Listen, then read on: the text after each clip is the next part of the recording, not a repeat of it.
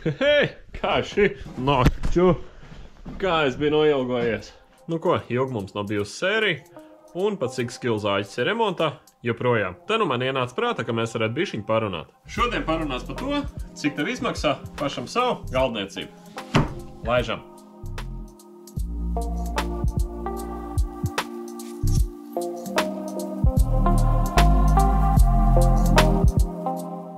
Pēdējo 2 gadu laikā mums ir savācies vesels instrumentu klāsts, nemaz nerunājot par pašu iekārtoto telpu un visu pārējo. Un šajā sērijā mēģināšu atbildēt uz jautājumu, cik tas viss izmaksā parastam mirstīgajam. Un pat cik es pats nekad arī neesmu skaitījis, cik man šitas prieks kopā izmaksāja, tad nu kaut ko jaunu uzzināšu arī es pats. Viss stāsts ar darbnīcu sākas tieši ar telpu, kurā tā atrodas, un te ir savu plusu un mīnus. Pluss noteikti ir tāds, ka man nevienam nav jāmaksā īri, bet mīnus, ka telpa vēl ir jāiekārto.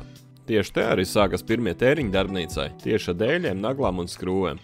Nagls un skrūvus noteikti mēs neskaitīs, bet pērkot dēļus gan tēriņus jau sāk just. Te gan jāsaka, ka uz grīdām man spēcīgi paveicās, tāpēc, ka kultīgais dabūja nedaudz zilējušu materiālu, kurš noteikti nebūtu derīgs nevienam citam pasākumam, bet mūsu grīdām aizies.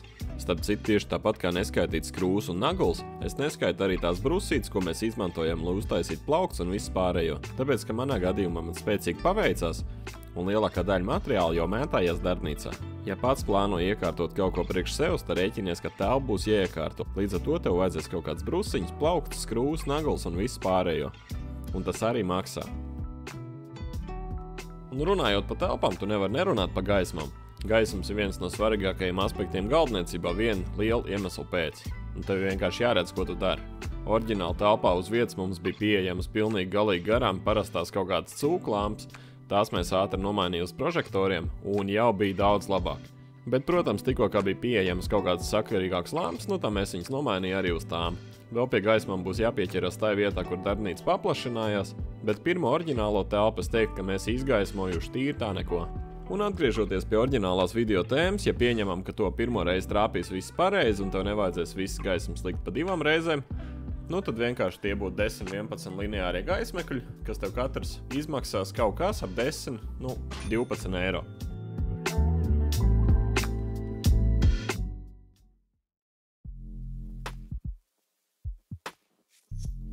Tālāk mums ir elektrība.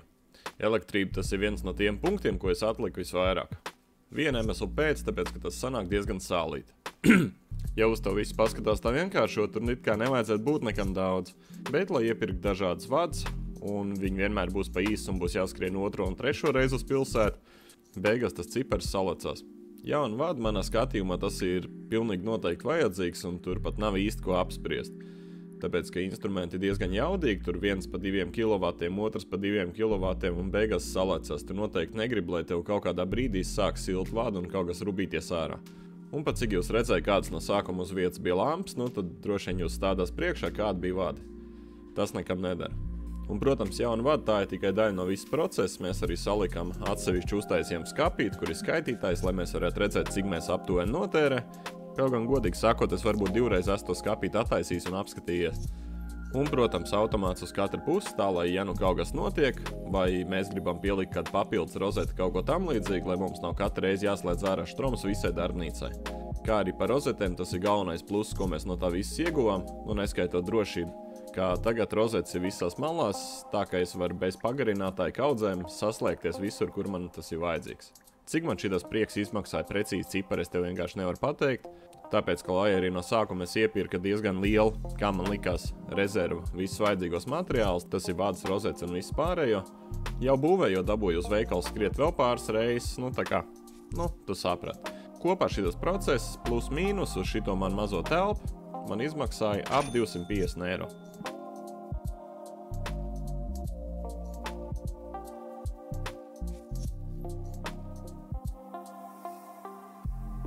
Tālāk nāk paša plašākā grupa visā mūsu sarakstā, un tie ir instrumenti. Pats galvenais, protams, no viņiem – zāģis. Zāģis darbnīcai vienkārši neizstājām štēlu, tāpēc, ka uz viņu tu vari darīt lielāko daļu no tām operācijām, ko tu vari darīt arī ar citiem darbgaldiem.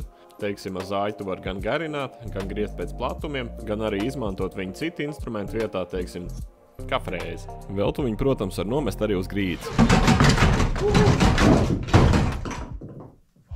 Kā jūs visi zināt, šobrīd mans zāģis ir remontā. Diemžēl.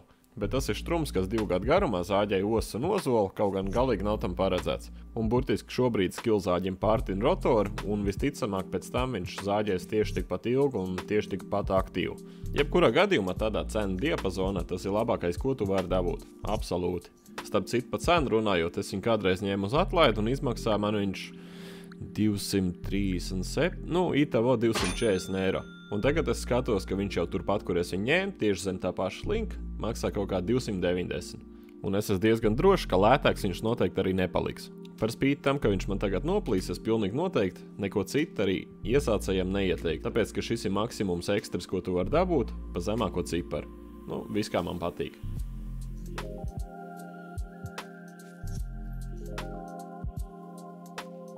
Otrais svarīgākais stacionārais instruments darbnīcā, kas tev noteikti ir vajadzīgs. Manā skatījumā tā ir biezumēvele. Kāpēc tieši biezumēvele? Tāpēc kā biezumēveli tu vari gan biezumot, gan aizvākt zāģi pēdas, lielākā daļā gadījumu. Un ja tev ir nobiezumots abas divas plaknes, iztaisnot un nobiezumot, tad ar zāģi tu vari izlīdzināt viņai arī malas.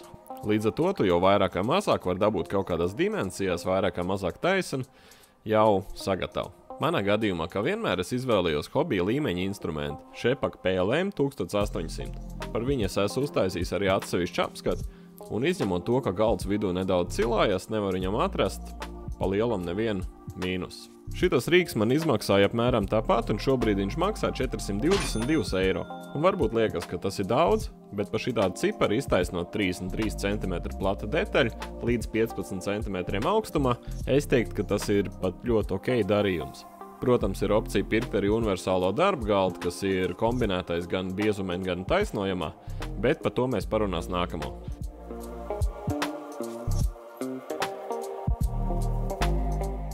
Ar taisnojamo ēveli ir diezgan interesanti, tāpēc, ka sanāk, ka visplatāko taisnojamo ēveli, tas ir šajā gadījumā, kā manējai 25 cm, tu vari dabūt tieši pērkot to pašu kombinēto darba galdu. Tas ir, protams, pieturoties pie tādiem kritērijiem, tā kā manā gadījumā, ka es gribu visus uz 220, es neko pagaidām negribu uz 3 fāzēm. Vēl, protams, iespēja uztaisīt kaut ko līdzīgu arī pašam. Sākumā es tā arī darīju, bet, ja grib taisīt kaut ko vairāk pa taburetēm, tas noteikti nav variants. Principā bez taisnojamās ēveles arī var iztikt. To pašu var darīt ar biezumu ēveli un nolīdzināt malas zāģi. Bet praktiski taisnojamā nenormāli atvieglo darbu. Es iegādājos tieši Shepak HMS 1070 atkal tāpēc, ka tas ir hobija līmeņa darbgalds, un tāpēc, ka viņam visplašākās iespējas šai gadījumā par šo naudu 430 eiro. Tu vari dabūt visgarāko galdu, kas ir 96 cm tīrais galda izmērs, plus lielākais platums par šito naudu, tie ir 25 cm. Nākamais platākais aparāts jau uzreiz bija pār pa 1000, tas bija kaut kāds zipers vai kaut kas tam līdzīgs. Sanāk, ka tie 5 centi platumā mazāk, ko es dabūju pērkot savu Shepak, man izmaksā kaut kāds 600 eiro, ja es gribu lielāku. Īstiks. Protams, tā biezuma ēveli viņam apakšā nav nekas īpašs, un es viņu ikdienā arī nelietoju. Frēzes galds ir diezgan viltīgs temats, tāpēc, ka tīri teorētiski tas ir rokas instruments. Bet es viņu esmu iebūvējis galdā, un tāpēc es viņu saucu par stacionāro. Ļoti daudz starp citu tā dara, tā ir ļoti izplatīta metode, tāpēc, ka tā ir ļoti ērti strādāt. Un vēl frēzes galda es skaitu pie stacionārajiem, tāpēc, ka viņš vienkārši ir vajadzīgs. Tas ir tas pamatpaketē, bez ko tu vienkārši nevar iztikt. Manā skatījumā. Te atkal parādās personīgs izdevīgums, tāpēc, ka es strādāju laminātu galdniecībā un man ir pieejama lamināta atgriezuma. Līdz ar to no to es arī uztaisīju frēzes galdu. Pat frēze, kas stāv galdā iekšā, tā ir Makita M3600. Īsāk sakot, es viņu dabūju pa baigi izdevīgo ciparu, viņi man izmaksāja kaut kādu 96 eiro. Paši kāda frēze, kas nāk viņai iekšā, tas jau ir cits stāsts. Tās tev izmaksās veselu bagātību un uzreiz tu visu diez vai nopirks. Vismaz, ja tu esi tāds tā kā es. Mans padoms iesācējiem nepērc uzreiz visu krūtāko un dārgāko, tāpēc, ka viss var būt, ka tu uz pirmajiem saviem melnajiem materiāliem viņi vienkārši nočakarēs. Tāpēc no sākuma varbūt paņem kuršos vai mājai un dārzam kaut kādu lētuts.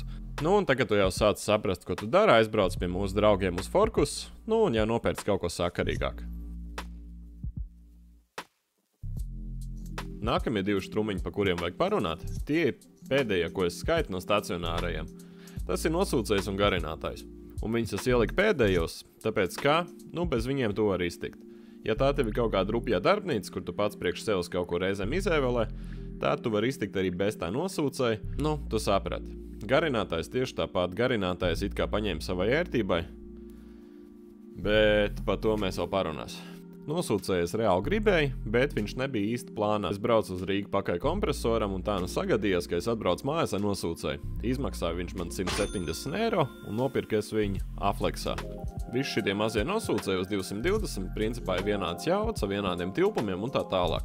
Tāpēc, ja vien tu neņem kaut kādu lielo aparātu, kas būs uz 3 fāzēm ar vairākiem maisiem un tā tālāk, nu tad viņi visi plus mīnus vienādi arī maksā un vienādi uzvedās. Darbs ar viņu noteikti ir daudz tīrāks nekā bez, tik un tā smalkie putekļi iet pa gaisu, bet nu tas viss ir atkarīgs no tā, cik bieži tu maini augšējo maisu, precīzāk, cik bieži tu izsit augšējo maisu. Un tad ir garinātājs. Ar garinātāju tā, tas arī, es teiktu, ka tas ir savai ērtībai, un tas nav obligāti vajadzīgs instruments. Un šitas te, ko es paņēmu, šepaks, neņem viņu, nekādā gadījumā. Tev viņu nevajag. Šis ir viens no tiem retajiem instrumentiem, pa ko es droši varu pateikt, ka, ja tev ir naudiņa, paņem makiti. Tāpēc, ka maksimums, ko to viņi varēs darīt, tas ir zāģēt malku. Kā jau jūs visi zini, ir problēmas ar disku nomaiņu, ir problēmas ar precizitāti, ir problēmas ar pašu rāmi. Rāms arī ir, viņš reāli locās. Un tie ir 3 kasjaka kurs, nu kuriem tur nevajadzētu būt. Kas tev dara ikdienā, viņi padara diezgan besīgi, maigi sakot. Nerunās par to, ka viņam it kā ir lāzers, kurš tev rāda, kur tavs zāģējums būs. Cik viņš ir precīzs, man nav ne jausmas, tāpēc, ka viņš pārstāja rādīt pēc īsa brīdi. Vienkārši tas stikliņš notaisās un viss viņš nav redzams. Skaita nosūkšana viņam praktiski neeksistē, lai gan tas ports tur ir, nu viņš nesasūdz. Bet cik es tā noprotu, tas nav ekskluzīvi šitam šepakam, tas ir pa lielam jebkuram šitam te garinātājam. Garinātājs, ja nemaldos, man izmaksāja kaut kāds 150 eiro, un es viņu pirku tāpēc, ka viņam bija platums kaut kā 33 cm, ko viņš var nozāģēt. Diska izmērs ir 215, un ja nebūtu tie 3 lielie kasjaki, pa ko es runāju pirms tam, nu tad tas būtu super darījums. Bet tagad, kā ir tā ir. Rokas instrumenti manā skatījumā iedalās tā. Viena grupa, kas tev noteikti būs vajadzīga, un otra savai ērtībai.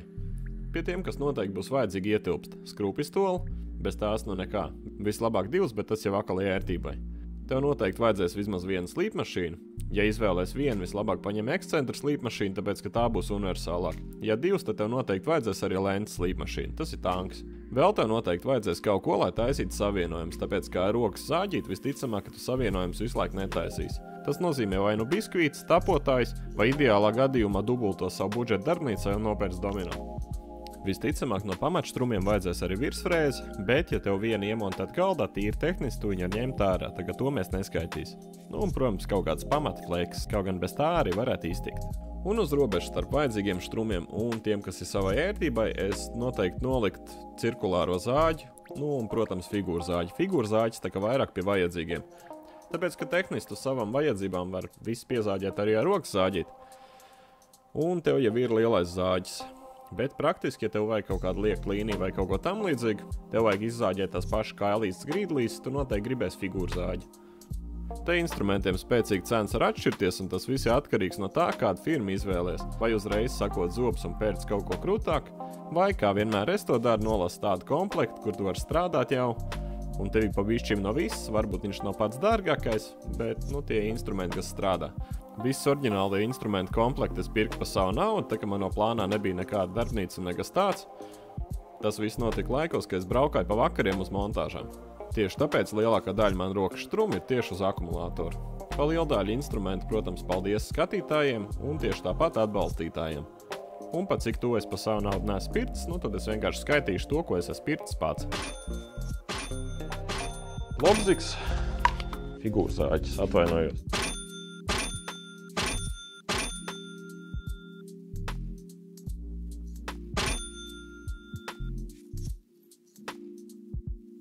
Plus sūcējs.